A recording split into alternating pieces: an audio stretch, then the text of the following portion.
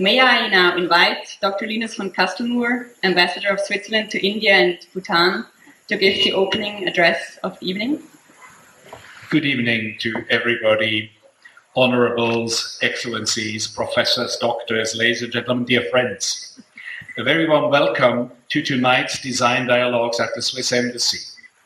I'm delighted to see once again so many aficionados of urban planning and architecture with us tonight. In 2013-14, during our year of Swiss architecture, design and engineering in India, I had promised that we would continue activities in these fields. Today, seeing you all here, I can proudly come back to my promise. Our embassy truly became one of Delhi's repositories of architecture, design and engineering thinking. This is the third time within 1 year that we were asked by outside organizers to partner up. This time, we are partnering with Architecture and Design magazine and the Buddha Media Asia Group. Building upon the year of architecture and on the occasion of the landing of Solar Impulse in India, we launched in March this year the Year of Swiss Innovation in India 2015-16.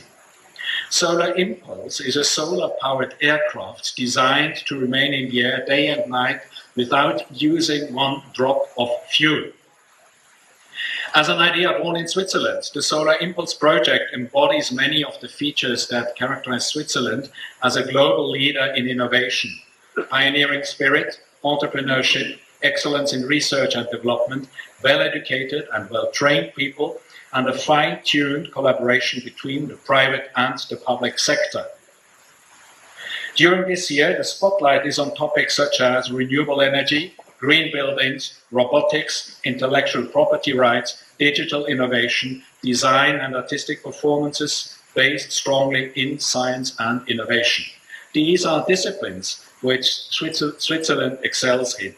These are also strongly emerging fields of study and practice in India. Our events aim at initiating and enhancing collaborations between India and Switzerland by reaching out to architects, urban planners, designers, engineer builders, artists, scholars, students, as well the general audience. We are organizing a series of events around these topics in India. To mention just the two most recent, 2 weeks ago, we inaugurated our new temporary office building on the other side of the main building, a culmination of innovation in energy efficiency and new construction materials. Last Saturday in Chandigarh, I inaugurated the Le Corbusier Mastering the Image exhibition organized by the Embassy of Switzerland in India in collaboration with the Museum of Fine Arts in Le Corbusier's hometown, La Chaux-de-Fonds. This exhibition will be traveling to Delhi and will be opened on 6 November on the embassy premises, so please save the date and do come again. Ladies and gentlemen, tonight you are in for a treat in the form of a conversation on the topic "The Journey Continues from Le Corbusier's Chandigarh to Future Smart Habitat." I'm delighted to once again welcome Rahul Mehrotra, practicing architect, urbanist and educator, eminent author of books on conservation issues and Indian and other architecture inter alia. Thank you very much for coming, Rahul. Glad to have you again. For the first time, I welcome tonight architecture historian and critic William J.R. Curtis to our embassy. William is a scholar of history and theory of architecture, specialized in the 20th century, particularly Le Corbusier and Alvar Aalto. He is also a writer, painter, and photographer. Welcome, William. Welcome back also for somebody who is familiar with this embassy, Alfredo Briambourg, the moderator of our discussion. Alfredo holds the chair of architecture and urban design at the Federal Institute of Technology in Zurich, Switzerland, where he is also in charge of UTT, which stands for Urban Think Tank. His department publishes a highly inspiring magazine called Slum Lab, slum standing not for what we usually think, but for sustainable living urban model. Many thanks to all of you having accepted this evening, this discussion. Let's dive into tonight's topic, smart habitat.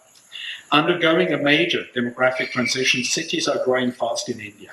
While its burgeoning population will likely stabilize at about 1.6 billion around 2060, a rural to urban migration will add 500 million people to the country's urban areas during the same period.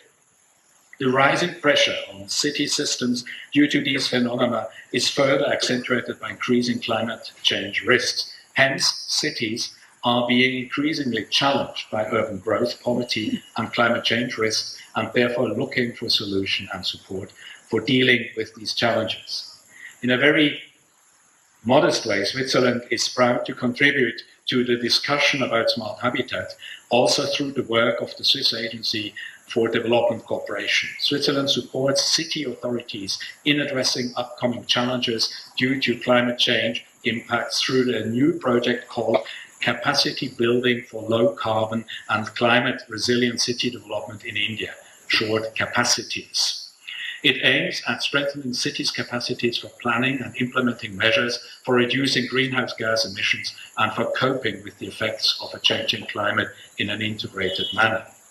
As we all struggle to find out what makes a smart city meaningful for its citizens, important for a pluralist society, and how the emergence of a kind of new social contract between different groups can be facilitated through spatial arrangements and urban planning, I'm pleased to invite you to tonight's debate.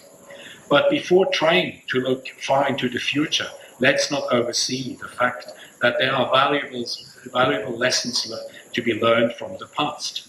More than half a century ago, under the leadership of the visionary first Indian Prime Minister Pandit Nehru, Swiss architect, urban planner and thinker Corbusier laid the foundation for a new city that still seems to fulfill most requirements of what even today could be termed a smart city.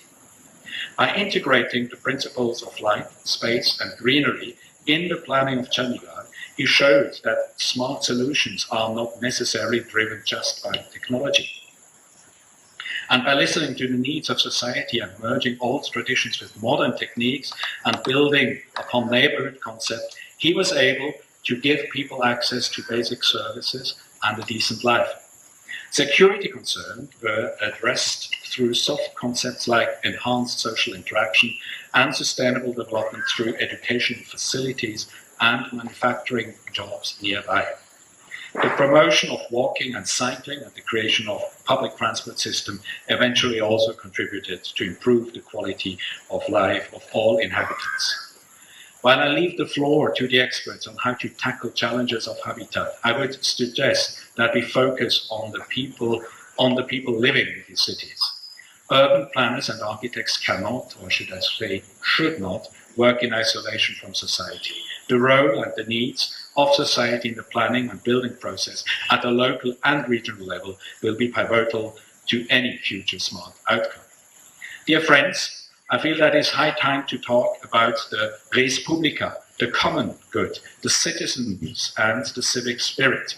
In the context of democracy, as we know, which is, as we know, a process and not a status, we need a vibrant civil society that is capable of deliberation, autonomous thinking versus expert-driven or bureaucracy-imposed programs, imagination and representation of the whole. We need a society that can put political processes into a bigger context and forms its political will in a legitimate, fair and sustainable way. The art of argumentation, debate and discussion, of pondering, negotiation and compromise is crucially linked to public space, in architecture and in discourse. That is what the Greek agora stands for, a place to market products, certainly, but also, and more importantly, to meet, to think, to dream, and celebrate together, and a public space to take democratically legitimized decisions. Thank you very much for your attention, and I'm looking very much forward to a passionate debate. But before that, we will start with the presentation of the book, and I hand over again to Ricardo Chanda. Ricardo.